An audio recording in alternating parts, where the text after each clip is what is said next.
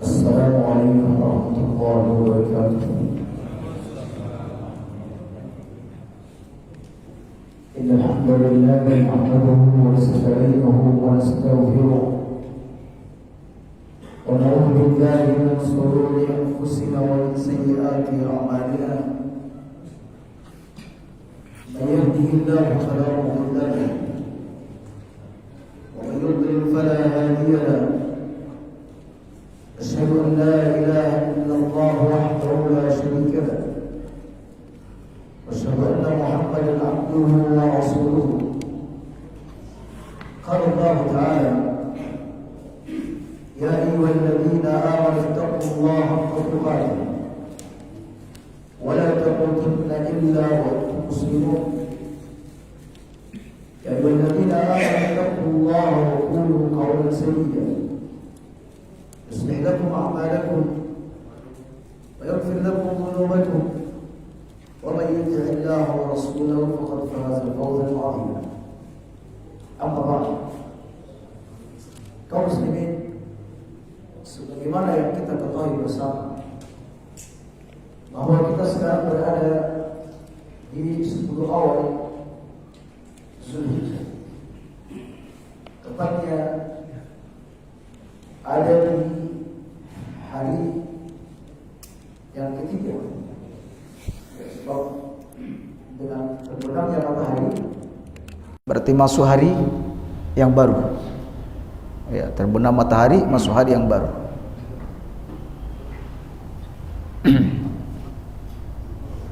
Dan kaum muslimin, kita juga sudah sama tahu bahwa beramal di 10 awal Zulhijjah adalah merupakan kebaikan yang besar, bahkan dianggap sebagai amalan yang terbaik dan amalan yang paling dicintai oleh Allah Subhanahu wa ta'ala. Dan sebagaimana yang kita ketahui bersama bahwa menuntut ilmu merupakan amal yang terbaik dari semua amal, sebab dengan ilmu kaum muslimin segala urusan-urusan ibadah dapat menjadi lurus karenanya. Seseorang jika sholat tanpa didasari ilmu, tentu sholat yang dilakukan tidak sesuai dengan sunnah Rasulullah sallallahu alaihi wasallam. Ibadah haji yang dilakukan tidak sesuai dengan sunnah Rasulullah sallallahu alaihi wasallam. Tauhid dia juga tidak sesuai dengan aturan-aturan syariat. Bahkan semua ibadah dia dan amalan dia, jika tanpa didasari ilmu, maka sesungguhnya amal tersebut adalah sia-sia. Kaum muslimin, kita sekarang berada di majelis ilmu.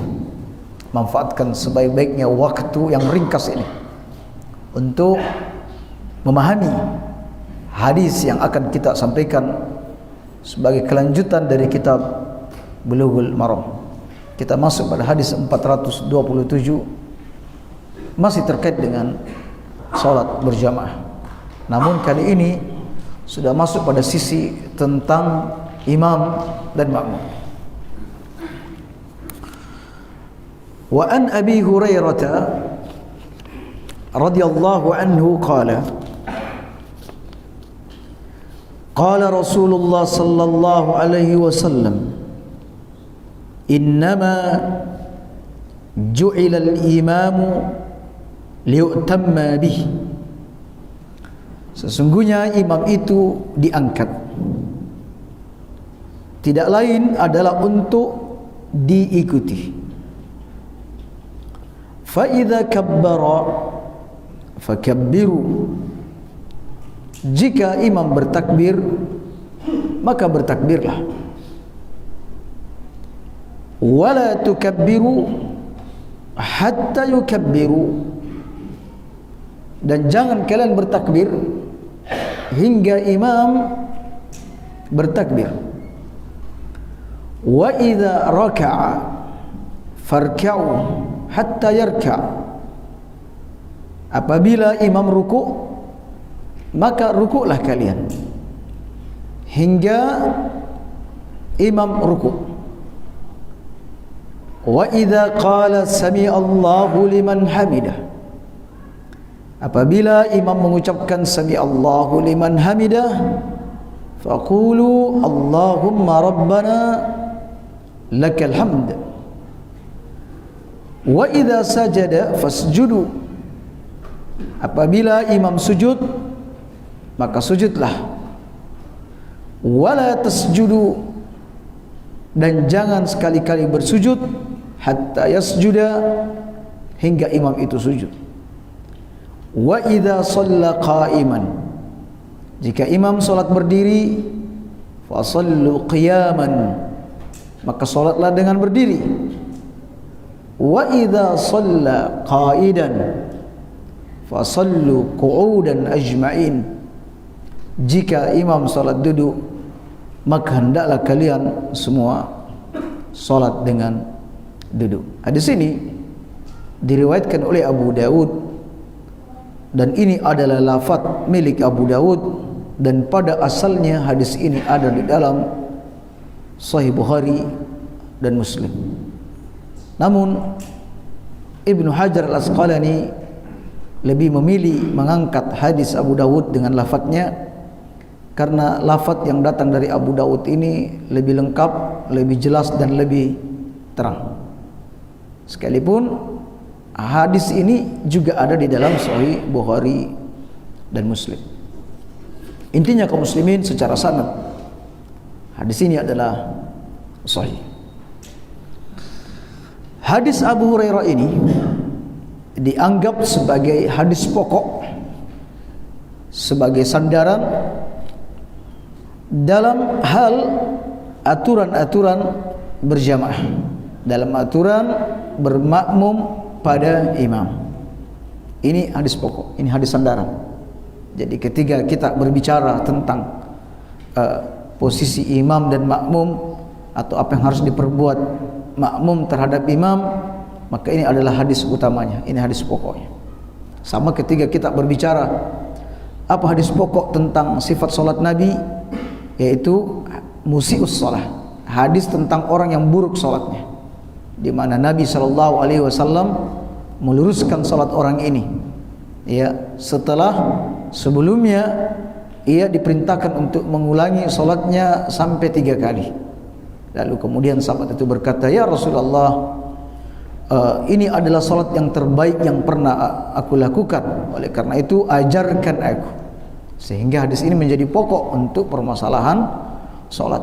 Sampai kata sebagian ulama, hadis-hadis tentang tata cara salat yang tidak disebutkan dalam hadis ini tidak dianggap sebagai rukun atau tidak dianggap sebagai wajibnya salat, alias hanya sunnah-sunnahnya saja. Baik, kaum muslimin, hadis ini menunjukkan bahwa imam itu diangkat tidak lain dan tidak bukan untuk diikuti, bukan untuk diselisihi.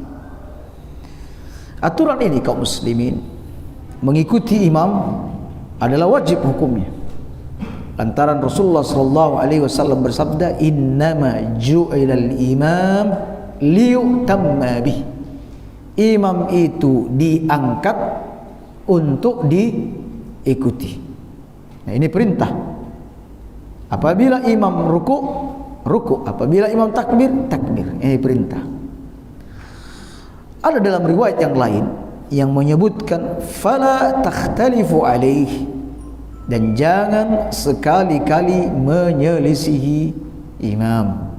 Berarti kaum muslimin, ini adalah keputusan yang pasti bahwa mengikuti imam itu adalah wajib hukumnya. Baik, mengikuti imam kaum muslimin ini mencakup pada 3 hal. Mengikuti imam mencakup 3 hal. Yang pertama, mengikuti imam dalam gerakan-gerakan salat yang wajib. Ya, mengikuti imam dalam gerakan-gerakan salat yang wajib. Ini hukumnya wajib berdasarkan hadis-hadis, berdasarkan hadis yang telah kita bahas atau yang telah kita baca. Gerakan yang wajib atau gerakan rukun, takbiratul ihram ini wajib ikut. Ruku kita mesti ikut ruku. Imam sujud kita mesti ikut sujud. Imam bangkit dari sujud kita juga mesti bangkit dari sujud. Salam kita juga ikut salam. Itu maksudnya. Jadi mengikuti imam dalam hal-hal yang pokok yang merupakan rukun atau wajib salat. Yang kedua, kaum muslimin, mengikuti imam juga mencakup dalam hal mengikuti niat imam. Ya, mengikuti niat imam. Kalau imamnya salat duhur, ya makmumnya juga niat salat duhur. Kalau imamnya maghrib, ya makmum juga ikut maghrib. Kalau isya, ya makmum juga ikut isya. Tak boleh beda niat. Namun kaum muslimin, pendapat yang benar, pendapat yang unggul, bahwa makmum diperkenankan atau diperbolehkan beda niat dengan imam. Karena ada banyak dalil yang menunjukkan ke arah sana. Nabi SAW seusai solat berjamaah, ada jamaah baru yang datang. Lalu Nabi berkata kepada sahabat-sahabatnya yang sudah selesai solat, adakah di antara kalian yang mau bersedekah dengannya? Berarti untuk solat yang kedua ini bukanlah wajib bagi dia, sunnah. Tetapi bagi makmum yang baru datang, jamaah yang baru datang, ini wajib. Tentu beda niat. Muaz bin Jabal radhiyallahu an, seusai salat berjamaah bersama Nabi SAW di masjid beliau, Muaz kembali ke kaumnya. Di sana kaumnya ternyata belum mengerjakan salat isya, menunggu kedatangan imam mereka, yaitu Muaz bin Jabal.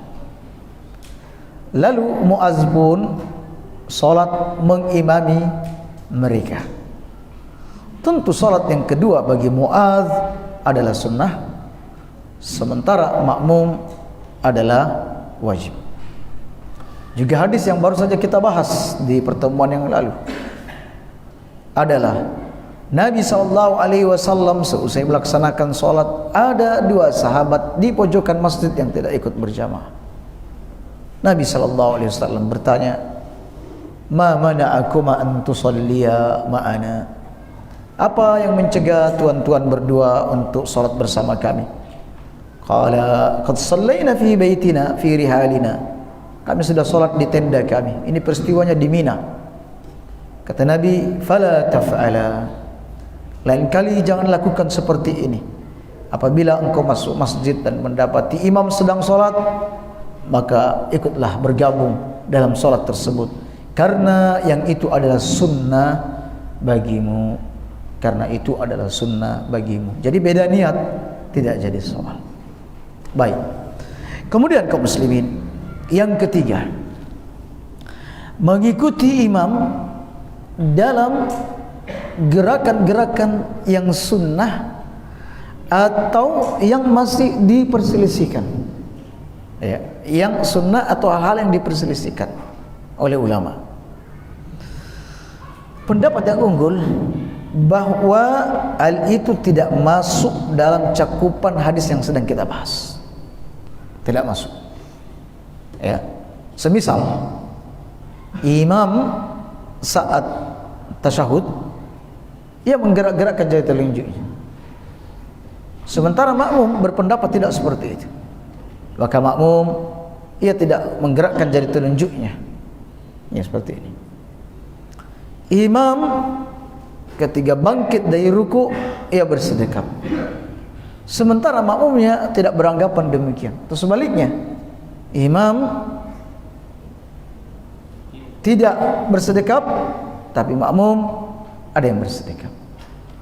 Waktu salat subuh, ada yang duduk iftirash, sementara makmumnya memandang ini duduk tawarruk. Atau sebaliknya, imam duduk tawarruk, makmumnya duduk iftirash. Atau masalah kunut, ya, imam menganggap bahwa ada kunut subuh dan dianjurkan mengangkat kedua tangan. Sementara makmum berpendapat enggak ada sunnahnya, bahkan masuk bid'ah kata sebagian yang lain. Enggak ikut. Oleh karena itu dia tidak mau mengangkat kedua tangan. Nah, kaum muslimin pendapat yang rajih bahwa tidak ada keharusan mengikuti imam dalam kondisi-kondisi seperti ini, yang bukan wajib salat dan bukan rukun salat. Alasannya karena Nabi SAW ketika menyebutkan innama ju'ilal imam liutamma bih, imam itu diangkat untuk diikuti. Ini berlaku secara umum, ya. Lalu Nabi merinci apa yang diikuti. Idza kabbara fakabbiru. Kalau imam takbir, takbir. Imam ruku, ruku. Imam sujud, sujud. Imam berdiri, berdiri. Imam duduk, ya duduk. Salam, ya salam. Itu yang dimaui. Ya. Tidak hal-hal yang rinci-rinci. Ya. Seperti itu. Begitu juga kaum muslimin. Apakah bacaan-bacaan imam juga harus, ya, diikuti oleh makmum alias harus sama? Jawabnya untuk beberapa hal ya. Semisal takbiratul ihram, ya takbiratul ihram. Amin, ya amin. Al-Fatihah, ya Al-Fatihah. Ya. Tetapi untuk bacaan-bacaan yang lain, zikir-zikir yang lain, ya, tidak mengapa imam membaca subhanakallahumma bihamdik. Misalnya makmum membaca subhana rabbiyal a'la. Doa iftitah imam, Allahumma ba'id baini wa bainal khataaya kama ba'adta bainal masyriqi wal maghrib. Makmumnya Allahu akbar kabira walhamdulillahi katsira. Subhanallah bukratan wa asila. Akhirnya makmumnya lebih tuntas, lebih awal dibanding imamnya. Ya. Atau tasahudnya berbeda. Maka pendapat yang rajih bahwa ini tidak ada keharusan mengikuti imam. Ya, demikian kaum muslimin. Jadi kami simpulkan bahwa cakupan untuk mengikuti imam yang dalam hadis ini adalah mengikuti gerakan-gerakan atau perbuatan-perbuatan atau ucapan-ucapan yang sifatnya rukun dan wajib sholat. Adapun niat tidak termasuk. Adapun perkara-perkara sunnah, ya, juga tidak. Adapun untuk bacaan, ada beberapa bacaan-bacaan zikir makmum tidak harus mengikuti atau harus sama dengan imam dalam hal tersebut. Demikian untuk kesimpulan yang ketiga. Baik kaum muslimin, saat makmum mengikuti imamnya, di sana ada 4 kondisi. Ya, saat mengikuti gerakan imam. Jadi saat makmum mengikuti gerakan imam, di sana ada 4 kondisi.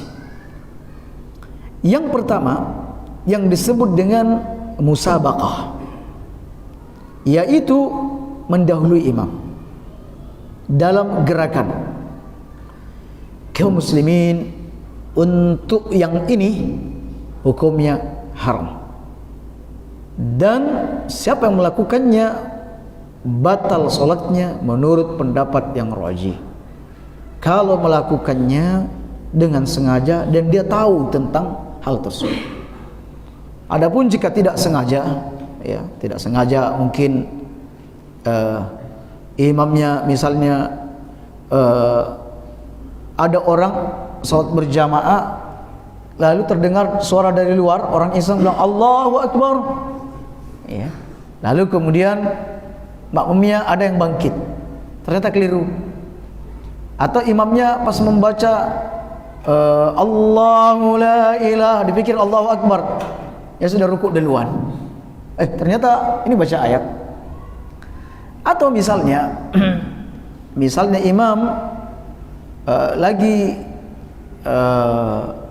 baca sujud tilawah, lalu imam berbeda dengan makmum berbeda dengan imam, yang ini rukuk, yang imam sujud. Ya, alias kalau karena ada uzur tidak jadi soal. Kita berbicara dalam kondisi normal. Ya, kalau uzur tidak masalah. Sebab sahabat radhiyallahu anhu pernah salat berjamaah bersama Nabi sallallahu alaihi wasallam. Dan ketika itu sujud Nabi begitu lama. Lalu para sahabat gelisah, khawatir jangan-jangan ada sesuatu yang menimpa Nabi sallallahu alaihi wasallam. Lalu salah seorang di antara mereka bangkit dari sujudnya, mendahului Nabi sallallahu alaihi wasallam. Dan ternyata bahwa cucu Nabi, kalau bukan Hasan atau Husain, tengah bermain-main di punggung Nabi sallallahu alaihi wasallam. Dan ini tidak membatalkan salat. Kita berbicara tentang orang yang sengaja dan tahu ilmunya. Maka siapa yang melakukan itu batal salatnya. Di samping itu ia telah melakukan salah satu dosa. Melakukan dosa, bahkan masuk dalam kategori dosa besar. Nabi sallallahu alaihi wasallam bersabda, "Ama yakhsha alladhi yarfa'u ra'sahu qabla al-imam." Apakah orang yang mengangkat kepalanya sebelum imam, bangkit sebelum sujud, bangkit dari sujud sebelum imam, apakah dia tidak takut ayyuhawwilallahu ra'sah, Allah rubah kepalanya, ra'sah himarin, menjadi kepala keledai, au yaj'alu suratahu surata himarin, atau Allah mengubah bentuknya seperti bentuk keledai. Ya. Bisa dia menjadi seorang keras kepala, ya. Atau bisa betul-betul menjadi kepala keledai. Ya. Bisa saja. Sebagaimana diceritakan oleh Ibnu Hajar Al-Asqalani dalam salah satu kitabnya, bahwa ada salah seorang muhaddis, seorang penuntut ilmu, dia selalu mendapatkan transfer ilmu dari gurunya melalui tirai. Ya, melalui tirai. Dan tidak ada seorang muridnya pun tahu wajah sang guru. Hingga di suatu hari sang guru berkata kepada murid yang ia anggap sebagai murid yang utama.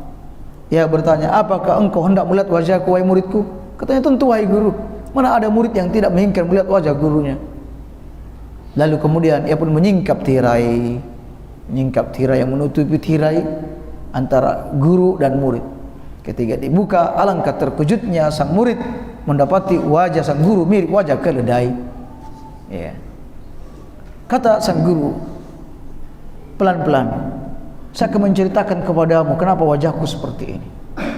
Pernah aku membaca salah satu hadis Nabi sallallahu alaihi wasallam tentang salat berjamaah. Ya, hadis ini, yaitu tidak boleh mengangkat kepala terlebih dahulu dari imam, tidak boleh mendahului imam, atau Allah rubah menjadi wajah keledai." Saya berkata dalam hati, masa sih? Masa? Hingga akhirnya ia coba-coba, penasaran, coba-coba. Dia akhirnya bangkit dari sujudnya mendahului imam. Saat ia kembali ke rumahnya, ia mendapati wajahnya sudah rupanya seperti rupa keledai. Subhanallah. Oleh karena itu kata dia, "Wahai muridku, jangan permainkan sunnah, jangan bermain-main dengan sunnah." Baik. Ada orang yang nguap. Ia tidak memperhatikan sunnah-sunnah Nabi untuk menutup mulut. Dia menguap, membuka mulutnya selebar-lebarnya, hingga kemudian ia tidak bisa mengembalikan lagi, tidak bisa mengkatukkan kembali mulutnya. Ya, kebingungan. Hingga akhirnya dia harus ke rumah sakit, mengeluarkan biaya yang besar, baru kemudian bisa kembali. Ya, hati-hati bagi mereka yang hendak mempermainkan sunnah. Nabi SAW pernah menegur salah seorang dengan berkata, "Makanlah dengan tangan kananmu." Lalu orang itu berkata, "Saya tidak bisa makan dengan tangan kanan." Dia berkata seperti itu dengan kesombongannya. Kata Nabi, "Kalau begitu kau tidak akan pernah bisa melakukannya." Dan akhirnya tangan kanan orang itu seperti batang kayu yang tidak bisa dibengkokkan, ya, tidak bisa membengkokkan tangan kanannya. Jadi gimana mau makan kalau ini tidak bisa dibengkokkan? Oleh karena itu berhati-hatilah terhadap mempermainkan sunnah Nabi sallallahu alaihi wasallam. Jadi haram hukumnya mendahului imam.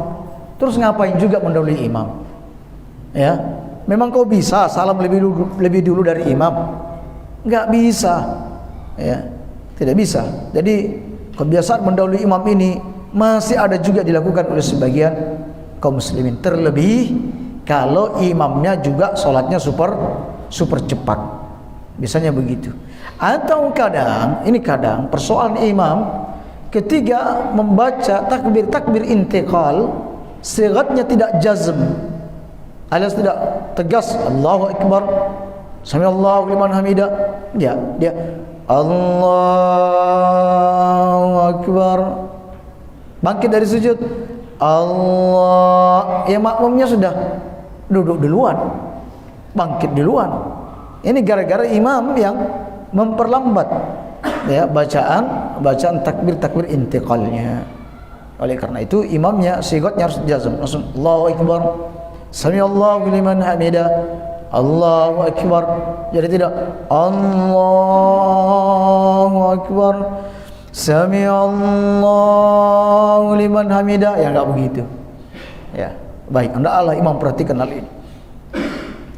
Kemudian yang kedua kaum muslimin, at-takhalluf. Takhalluf ini kebalikan daripada musabaqah. Takhalluf ini dia sang makmum tertinggal satu rukun secara sempurna dari imam. Ya. Tertinggal satu rukun secara sempurna dari imam. Jadi takhalluf itu ada dua. Ada takhalluf, yakni hanya tertinggal separuh, tetapi imam belum sempurna meninggalkan rukun tersebut. Misal imam ruku Allahu Akbar, ya, sementara dia masih menuntaskan mungkin bacaan Al-Fatihahnya misalnya, ya. Lalu ketika tuntas Allahu Akbar, dan ketiga itu imam masih ruku. Dalam kondisi seperti ini dia masih dianggap mendapatkan rukun tersebut. Yang jadi soal kaum muslimin adalah ketika imam ruku Allahu Akbar, dia sibuk baca Samiallahu liman hamidah, baru dia ruku. Nah, ini juga kaum muslimin menurut pendapat yang kuat batal solatnya, karena ia tidak mutaba'ah lagi dengan imam. Karena innama ju'ilal imam liutamma bih, imam itu diangkat untuk diikuti. Idza kabbara fakabbiru, kalau imam takbir maka, jadi kalau takbir maka segera ikut bertakbir. Ada imam yang bangkit dari sujud, imam bangkit dari sujud, Rabbighfirli, Rabbighfirli, yang makmum ini masih ada dalam sujudnya, ya. Dia baca doa yang begitu banyak, menurut dia ini khusyuk, menurut dia. Imamnya sujud lagi Allahu Akbar, baru dia bangkit. Maka kaum muslimin ini sama artinya tidak mengikuti imam, sama dengan posisinya mendahului imam. Jadi pendapat yang kuat ini juga membatalkan sholat, kecuali karena uzur. Waktu sujud agak ngantuk, ya, lalu pas imam mau sujud baru sadar, lalu segera dia bangkit, Rabbighfirli, Rabbighfirli, setelah dikejar. Ini uzur. Atau dia sujud tiba-tiba mati lampu, ya, mati lampu, jadi tidak terdengar suara imam, ya. Nanti ketika imam baca Alhamdulillahi Rabbil Alamin, ini ternyata sudah bangkit dari sujud rupanya ini. Jadi kaum muslimin, takhalluf juga tidak diperbolehkan, ya. Kemudian yang ketiga adalah muwafaqah. Yang ketiga adalah muwafaqah, alias menyertai atau bersamaan dengan gerakan imam, ya, menyertai atau bersamaan dengan gerakan imam, ya. So misal kaum muslimin, imam mengucapkan takbir Allah, Imam gerak, dia juga ikut gerak. Pas ruku, dia juga pas juga ruku. Imam turun untuk sujud, dia juga menyertai gerakan imam. Ini juga kaum muslimin adalah terlarang. Alasannya Nabi bersabda, "Idza raka'a farka'u." Apabila imam ruku, maka ikut ruku. Fa di situ nyusul. Ya. Apabila imam sujud, maka ikut sujud. La tarkau hatta yarka. Jangan ruku kecuali imam ruku. Di sini amat jelas. Ya, baik. Adapun ini sah atau tidak, menurut mayoritas ulama, bahkan semua ulama mengatakan salatnya sah kalau menyertai imam. Tapi ini makruh kecuali dua hal. Kecuali dua hal, yaitu menyertai imam pada takbiratul ihram dan salam. Ya. Sebab apa kaum muslimin? Sebab imam ketika takbiratul ihram lalu disertai, berarti dia belum masuk salam, belum masuk salat. Jadi baru Allah, dia juga bergerak. Imam ini belum masuk dalam salatnya. Berarti ini sama artinya mendahului imam. Ya. Begitu juga salam. Imam belum selesai, belum ini dia juga assalamualaikum. Kalau bersamaan terus siapa yang jadi imam? Siapa yang jadi imam di sini? Ya. Padahal yang membuka salat adalah imam, yang menutup salat adalah imam. Oleh karena itu kaum muslimin, kata ulama, kalau dua ini disertai, ya, maka batal salatnya. Batal salat. Baik. Kemudian kaum muslimin yang keempat, al-mutaba'ah, yaitu mengikuti gerakan imam. Yakni makmum segera bergerak mengikuti perbuatan-perbuatan imam apabila imam telah berada di posisi yang ditujunya.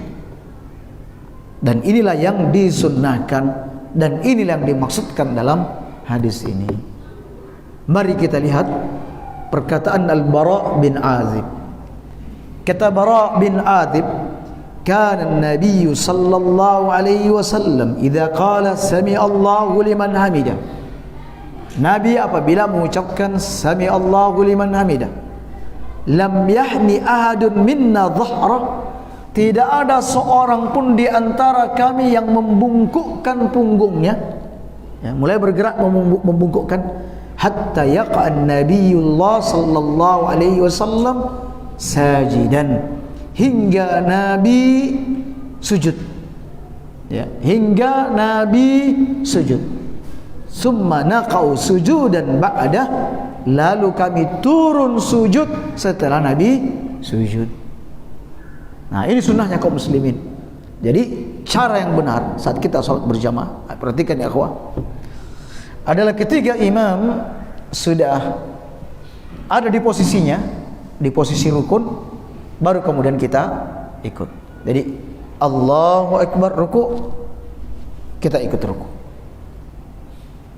Imam bangkit berdiri, baru kita bangkit. Imam sujud, nah ini kadang sujud yang kadang kita hampir menyertai, atau tidak kita katakan terlalu jauh dari menyertai, ada di pertengahan. Sempurnakan sunnah ini kaum muslimin dengan apa? Membiarkan imam sujud, baru kemudian kita turun sujud. Jadi jangan imam baru pertengahan sudah Allahu Akbar, belum mencium lantai, ya, belum jidatnya ada di lantai, kita sudah ikut turun sujud. Ya, itu sunnahnya. Jadi biarkan dulu imam bersujud, baru kemudian kita ikut sujud, dan itu dipraktikkan oleh sahabat radhiyallahu anhum. Ya, jadi yang kita bahas ini, innama ju'ilal imam liutamma bih. Imam itu diangkat untuk diikuti. Apabila bertakbir, takbir, alias tuntaskan imam pada rukunnya, ya, dia ada pada rukunnya, baru kita ikut. Apabila sujud, kita ikut sujud. Nah, seperti itu insyaallah. Ya, baik. Jadi ada 4 yaitu musabaqah, mendahului imam. Yang kedua at-takhalluf. Yang ketiga muwafaqah. Dan yang keempat adalah al-mutaba'ah. Al-mutaba'ah inilah yang ditekankan dalam solat berjamaah. Ya, baik. Dan subhanallah kaum muslimin, kalau mutaba'ah ini kita terapkan, kedisiplinan jamaah juga terjaga. Tapi kalau misalnya ada yang muwafaqah, ada yang takhalluf, ada yang musabaqah, enggak enak kelihatannya. Ya, berjamaah ini jamaah atau apa? Ya. Padahal dalam berjamaah ini kita dipimpin oleh seorang pemimpin yang mesti kita taati, yang mesti kita ikuti. Baik.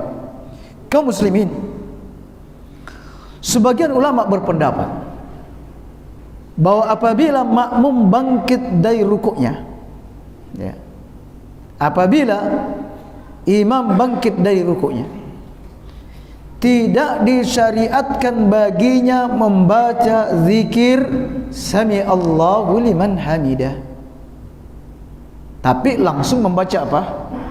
Rabbana lakal hamd. Dengan dasar apa? Dengan dasar hadis yang kita baca. Nabi SAW bersabda, "Idza qala imam Sami Allahu liman hamidah." Apabila imam ucap Sami Allahu liman hamidah, faqulu, kalian ucapkan apa? Allahumma rabbana lakal hamd, atau rabbana lakal hamd. Sehingga kata sebagian ulama, mayoritas ulama mengatakan makmum tidak baca Sami Allahu liman hamidah. Dibagi, imam baca Sami Allahu liman hamidah, makmum baca Rabbana walakal hamd. Sebagian ulama juga mengatakan ini hadis menunjukkan imam juga tidak baca Rabbana walakal hamd. Imam juga tidak baca Rabbana walakal hamd, tetapi cukup baca Sami Allahu liman hamidah. Tetapi kaum muslimin, pendapat yang rajih adalah pendapat yang mengatakan bahwa baik imam ataupun makmum sama membaca Sami Allahu liman hamidah, Rabbana walakal hamd. Ini didasari dengan perbuatan Nabi sallallahu alaihi wasallam. Bahwa Nabi sallallahu alaihi wasallam sebagaimana dikatakan oleh Abu Hurairah, kana Rasulullah idza qala Sami Allahu liman hamidah qala Allahumma Rabbana walakal hamd. Nabi apabila bangkit dari rukuknya, beliau mengatakan Sami Allahu liman hamidah, dan beliau membaca juga Rabbana walakal hamd. Sementara Nabi bersabda, sallu kama ra'aitumuni usalli, salatlah kalian sebagaimana melihat aku salat. Jadi pendapat yang rajih, ini pendapat yang diunggulkan oleh Asy-Syafi'iyah dan Imam Az-Zahiriyah, Imam Az-Zahiri, mazhab Az-Zahiriyah. Jadi mereka berpendapat bahwa makmum imam sama membaca Sami Allahu liman hamidah, Rabbana walakal hamd. Baik. Kemudian kaum muslimin, supaya tidak terlewat, kami tadi lupa bahwa untuk bacaan-bacaan di dalam salat, bacaan-bacaan di dalam salat selain takbiratul ihram dan salam, maka makmum boleh mendahului imam atau lebih lambat daripada imam, tidak jadi soal. Oleh karena itu, jika ada yang bertanya, kalau makmum harus membaca Al-Fatihah di belakang imam, berdasarkan hadis yang sahih, la salata liman lam yaqra bi Fatihatil kitab, tidak sah salatnya orang yang tidak baca Al-Fatihah. Pertanyaannya sekarang, ya, anggap kita ada pada pendapat yang mengatakan baca Al-Fatihah itu wajib hukumnya, baik pada salat jahriyah atau salat sirriyah, ya, wajib. Ya, salat maghrib imam baca Al-Fatihah, kita juga baca Al-Fatihah. Pertanyaannya, di mana bacaan Al-Fatihahnya itu? Kapan dibaca? Kita katakan terserah. Mau dibaca waktu kapan saja. Ya. Anda mendahului imam bacaan Al-Fatihah, monggo. Karena untuk bacaan tidak ada aturan seperti kata Nabi, tidak boleh mendahului aku. Tidak ada. Itu terkait dengan gerakan. Kalau untuk bacaan tidak jadi soal. Jadi bisa imam Allahu Akbar, dia baca doa iftitah yang panjang, kita baca doa iftitah yang ringkas. Ya, lalu kita baca alhamdulillahirabbil alamin arrahmanir rahim, atau imam alhamdulillahirabbil alamin arrahmanir rahim. Saya alhamdulillahirabbil alamin arrahmanir rahim, karena membaca dengan suara perlahan dengan sir tentu lebih cepat tuntas dibanding orang yang membaca dengan suara yang tinggi. Ya, jadi Anda bisa membacanya kapan saja, atau Anda mau mundurkan bacaannya setelah imam baca surah, monggo juga. Ya, silakan. Cuma biasanya kalau lagi baca surah, pas tepaan baca inna a'tainakal kautsar, akhirnya sibuk menuntaskan, imam sudah ruku-rukunya juga super cepat, akhirnya nggak tuntas-tuntas juga. Tapi dalam kondisi seperti ini bisa saja langsung ruku, ya, tidak jadi soal. Tapi intinya untuk baca Al-Fatihah boleh mendahului imam. Baik. Kemudian kaum muslimin, hadis ini juga menunjukkan sahnya solat di belakang imam yang duduk, dan boleh mengangkat imam yang sakit yang tidak sanggup untuk berdiri. Ya, karena mungkin bacaannya yang nyaman, hafalannya yang banyak, walaupun dia duduk di kursi rodanya, kita tetap mengangkat dia sebagai imam. Ini boleh. Tetapi kaum muslimin, yang lebih utama imam yang sehat, yang berdiri, bukan yang duduk. Karena ada sebagian ulama mengatakan tidak boleh mengangkat imam yang sakit dan tidak bisa berdiri. Untuk menghindari perbedaan-perbedaan itu, maka carilah imam yang bisa berdiri, bukan imam yang duduk. Baik. Kemudian kaum muslimin, kesimpulan yang terakhir, yang sebenarnya masih banyak kesimpulan dari hadis yang satu ini. Apabila imam memulai solat dengan duduk, maka makmum mesti memulai solatnya dengan duduk. Nanti kalau imam misalnya memulai solat dengan berdiri, lalu kemudian ia duduk di pertengahan solat, apakah juga ikut? Ini akan kita bahas nanti. Kita bahas satu masalah saja, karena nanti ada hadis yang lain. Apabila imam memulai solatnya dengan duduk, maka semua makmum duduk, tidak boleh berdiri, tidak boleh. Disebutkan dalam hadis yang sahih dari Jabir, istaka Rasulullah sallallahu alaihi wasallam, Nabi pernah jatuh sakit. Fa shallaina wara'ahu wa huwa qa'idun. Lalu kami salat di belakang Nabi sementara Nabi salat dengan duduk. Wa Abu Bakrin yusmi'un nasa takbir. Sementara Abu Bakar memperdengarkan orang-orang takbirnya Nabi sallallahu alaihi wasallam. Jadi ini namanya muballigh, ya, pentabligh. Jadi kalau di Masjidil Haram kita sering dengar Allahu Akbar, Allahu Akbar, sami Allahu liman hamidah, Rabbana walakal hamd. Misalnya, sebenarnya tidak perlu karena suara imam terdengar jelas. Entah lagi ya kalau yang beberapa kilometer dari Masjidil Haram. Sebab kalau untuk musim haji seperti ini, jarak 1, 2, 3 kilometer itu shopnya masih nyambung ke jalan sana.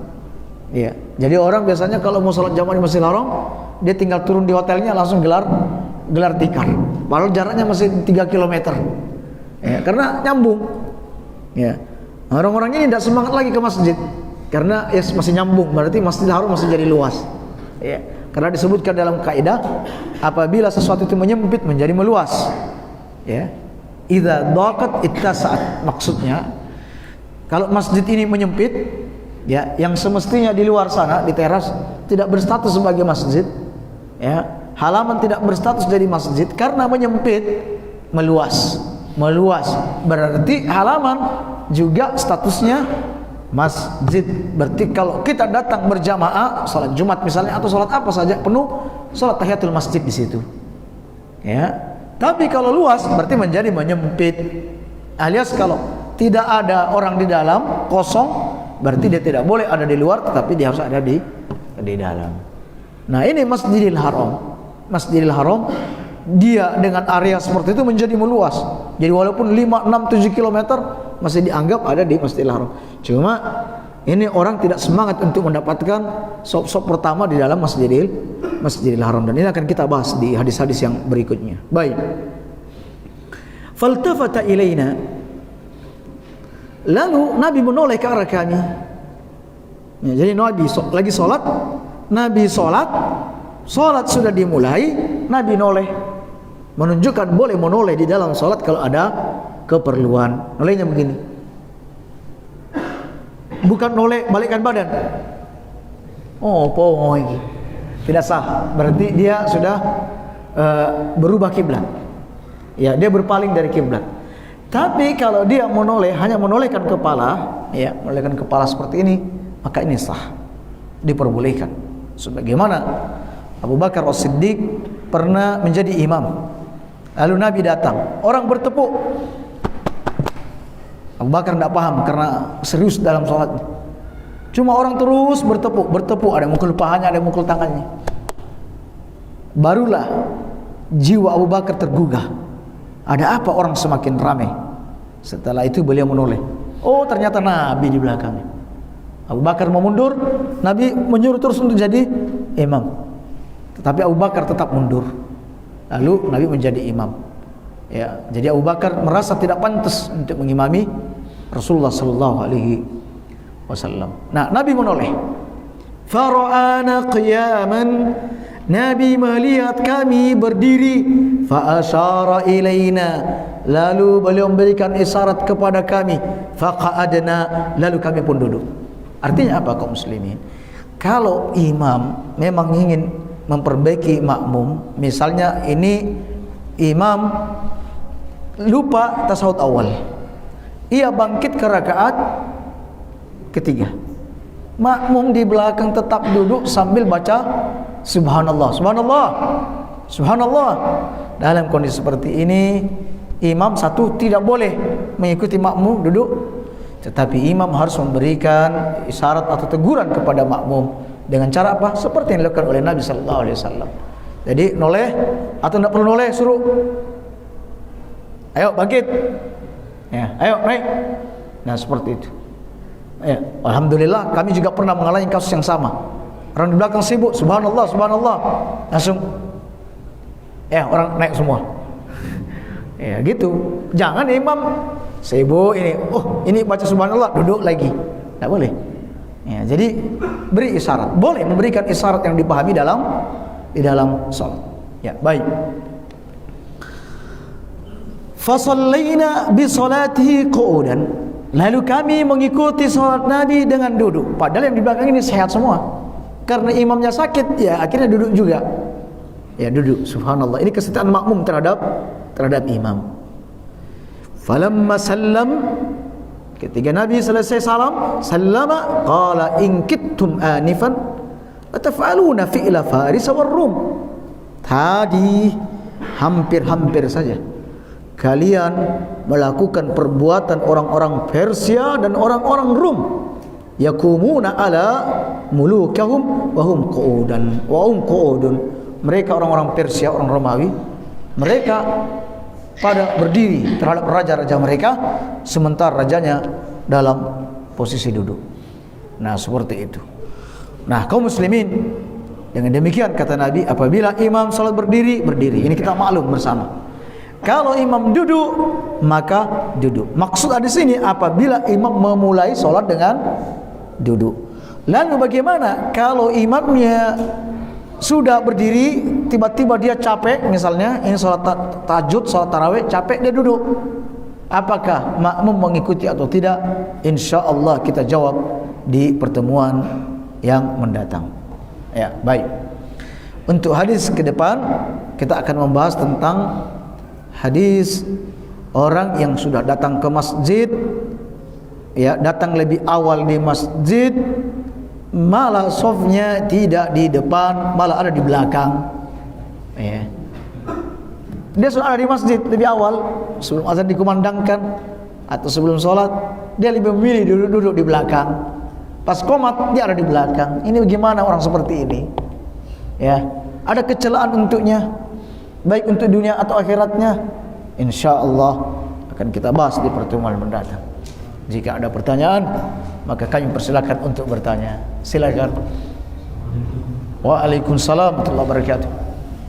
Banyak tentang Jum'ati dikala kita sahur, dikala imam itu sujud, kita belum menyelesaikan sujud yang awal, imam sudah naik. Intinya imam super cepat membacanya. Baik.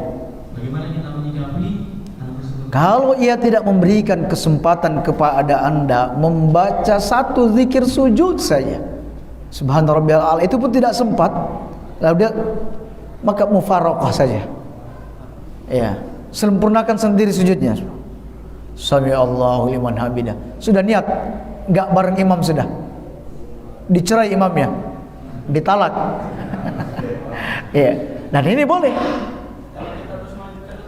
Ya teruskan, tapi jangan dilanjutkan. Nanti anda tidak sempurna rukun sujudnya, tidak sah nanti salatnya. Ini didasari pada hadis Mu'adz bin Jabal.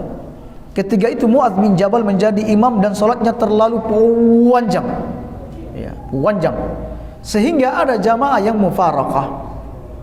Lalu Mu'adz mengancam untuk melaporkan hal itu kepada Nabi. Lalu orang yang mufaraqah itu berkata, baik, saya juga akan melaporkan kepada Nabi. Jadi saling mengancam. Ya. Lalu siapa yang mendapat teguran? Yang mendapat teguran adalah Mu'adz. Sahabat yang tadi mufaraqah, yang memisahkan diri dari imam karena panjang, tidak dapat teguran. Malah Mu'adz yang dapat teguran. Katanya, apa kau ingin menjadi tukang fitnah di tengah-tengah manusia? Hah? Kalau jadi imam, ringan-ringankan. Ya, jadi imam diringankan, jangan panjang-panjang. Nah, seperti itu. Tapi ringannya tentu bukan ya, al-ikhlas, qul huwallahu, tapi bacalah sabbihisma rabbikal a'la, al-ataka haditsul ghasiyah dan sebagainya. Jadi kalau yang begitu saja, yang sesuai rukun hanya karena kepanjangan, ada yang mufaraqah dan Nabi tidak menyalahkannya, lalu bagaimana dengan orang yang ini kaitannya dengan persoalan sah tidaknya salat, di mana tidak ada tumaknina dalam salatnya. Oleh karena itu mufaraqah saja. Ya, demikian. Tapi jangan pas mufaraqah di belakangnya imam. Ya, sebab kalau pas di belakangnya imam malah jadi fitnah. Lebih bagus mundur ke belakang. Ya, demikian. Ya.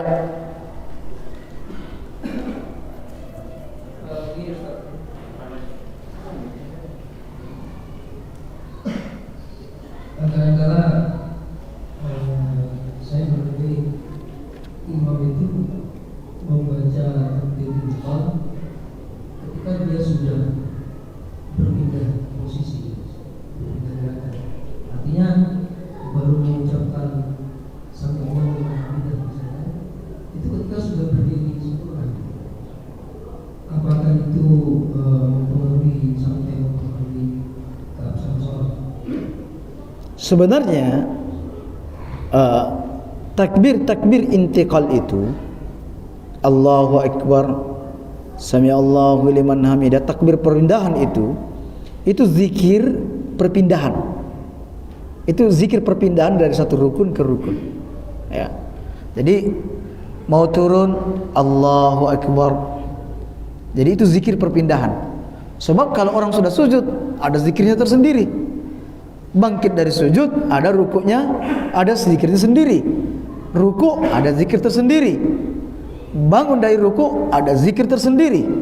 Kalau dia membacanya misalnya setelah dia bangkit sudah berdiri Sami Allahu liman hamidah, atau dia sudah duduk baru Allahu Akbar, sudah sujud baru Allahu Akbar, berarti dia kemasukan zikir ke zikir yang lain. Tetapi kita tidak buru-buru untuk memvonis ini sah atau tidak sah, karena ada beberapa redaksi hadis yang menunjukkan ke arah sana. Ya, menunjukkan ke arah sana. Semisal dalam hadis Nabi angkat tangan baru Allahu Akbar. Beliau mengangkat kedua tangannya lalu membaca Allahu Akbar. Ada Allahu Akbar lalu mengangkat kedua tangannya. Begitu juga dengan ruku, Allahu Akbar fayukabbir. Saya lupa redaksinya, ruku lalu bertakbir. Ya, kami dengar belakangan ini ada ceramah ya dari beberapa ustaz yang memberikan kritikan keras dan mengatakan ini salah dan tidak sah, tidak tepat. Tidak tepat. Dalam ilmu fikih ini sudah dibahas dan dibincangkan, karena redaksi-redaksi hadis juga ada yang menuju ke arah sana. Jadi gerak baru kemudian takbir. Redaksinya seperti itu. Nah, cuma ulama mendudukkan. Ini bagaimana cara mendudukkan hadis-hadis ini. Ada juga pendapat bahwa bersamaan, ya, bersamaan. Ya, tetapi ini bukan satu-satunya pendapat dalam persoalan ini. Ya, jadi perlu diingatkan bahwa persoalan ini memang menjadi khilaf di antara ulama. Apakah bisa sudah bergerak baru membaca takbir, ya, atau memang itu tidak boleh? Ya, ini ada khilaf di antara ulama. Walaupun yang kita katakan bahwa sebenarnya bacaan-bacaan itu adalah bacaan perpindahan, ya, yang menyertai zikir, zikir perpindahan, demikian. Tetapi kita tidak mengatakan itu batal atau tidak. Ya. Terkait bacaan Al-Fatihah Imam. Ya. Kadang-kadang ditemui imam itu hanya tidak tepat dalam mengucapkan huruf-huruf dalam bacaan Al-Fatihah. Ya. Misalkan yang paling sering itu di Alhamdulillah dibaca Tebal. Alhamdulillah. Ya, betul. Atau bahkan dibaca huruf. Ya. Apakah itu juga kesalahan hal yang bisa mempengaruhi keabsahan makmum? Ya. Keabsahan sholatnya makmum. Ada kesalahan yang jali, ada kesalahan yang terang, ya, kesalahan yang terang. Misalnya alaihim jadi ngalaihim, misalnya kesalahan jelas. Ada kesalahan samar, seperti apa yang Anda sebutkan tadi, kesalahan samar. Apalagi orang-orang yang ajam, bukan orang-orang Arab, kebanyakan memang ada dalam kasus-kasus seperti ini. Ya, berarti ini adalah kesalahan yang samar. Nah, dalam kondisi seperti ini, kita katakan sholatnya masih tetap sah. Sholatnya masih tetap sah. Kecuali kalau dia sudah merubah-rubah huruf yang secara jelas bukan seperti itu, malah dia membaca dengan huruf yang lain. Semisal orang Mesir itu huruf jim itu dibaca huruf ghain. Ya, misalnya idza jaa, idza gaa. Itu sudah kebiasaan. Ya. Idza gaa. Pernah ada imam begitu. Idza gaa nasrullah. Maksudnya subhanallah, idza jaa. Idza gaa nasrullah. Ini kan parah. Ya. Itu terjadi. Ya. Ya, huruf ghim. Kalau sebagian lagi huruf qaf jadi af, alif. Qalam jadi alam. Ya, itu sudah kebiasaan. Parahnya bahasa-bahasa harian ini dibawa di dalam sholat. Jadi orang Arab sendiri pun di antara mereka ada juga terjatuh dalam hal-hal seperti ini. Bahkan kadang parah. Ya, seperti itu. Jadi ala kulli hal, kalau dia terang salahnya seperti tadi, ini bisa mempengaruhi keabsahan sholat dari apa. Tapi kalau masih samar, apalagi didukung dengan kita ini orang-orang ajam, orang Indonesia, maka kita mengatakan masih sah sholatnya. Tetapi diupayakan cari imam yang selain itu. Demikian. Baik. Jika ada pertanyaan lagi, oh ya. Ini yang terlambat mengikuti imam. Ya. Lalu salam. Baik dalam salam. Yang saya perhatikan imamnya ini sebenarnya tidak cepat-cepat banget tasyahudnya. Ya. Kalau kita ngikutin, ya cukuplah kita untuk Baca doa. Baik. Baik. Sudah cukup, Ustaz. Baik. Tapi ada beberapa makmum yang saya lihat itu memanjangkannya. Jadi bahkan sangat panjang gitu. Iya. Belum selesai gitu. Jadi ditambah. Padahal imam saya kira itu bacanya sudah mencukupi. Sudah mencukupi. Baik. Pertama bahwa salam yang menjadi rukun ada salam pertama. Assalamualaikum warahmatullahi, ini yang rukun. Ketiga misalnya ada makmum yang ikut salam yang pertama ini, jadi assalamualaikum, ikut dia assalamualaikum, berarti sudah selesai. Ya, baik. Berarti dia sudah keluar dari sholatnya. Alias ketika dia sudah salam pertama lalu batal, berarti sholatnya sudah sah. Nah, adapun yang kedua ini sunnah. Yang kedua adalah sunnah. Nah, sekarang imam sudah salam.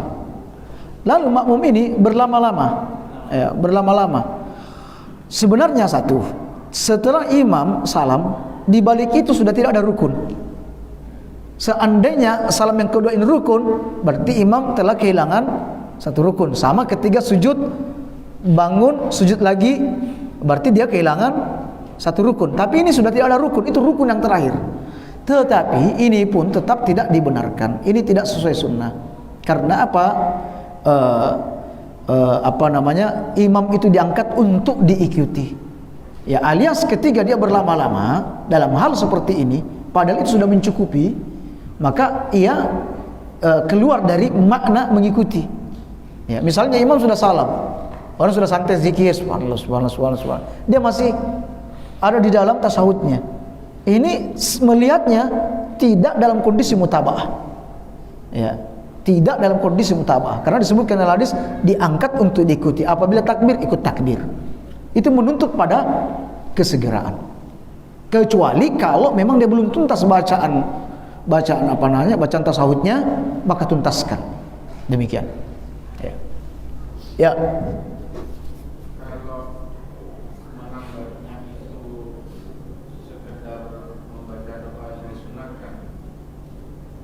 Jadi kalau yang pernah dapatkan ilmu itu bacaan tasawuf itu ternyata banyak sekali.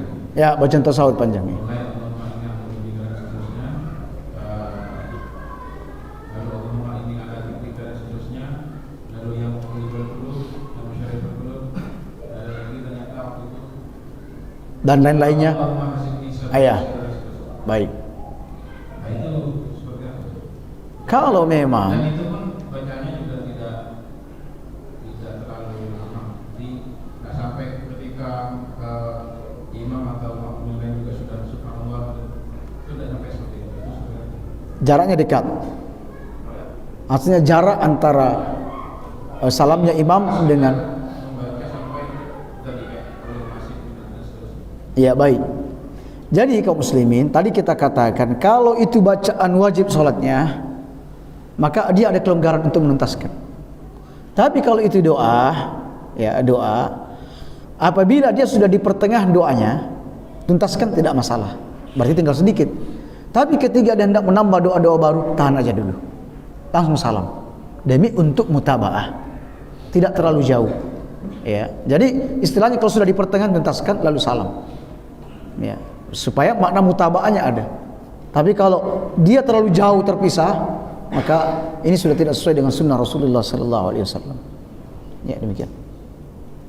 Baik kaum muslimin, kita cukupkan sampai di situ ya. Tentang bacaan Sami Allah liman hamidah untuk imam. Ya.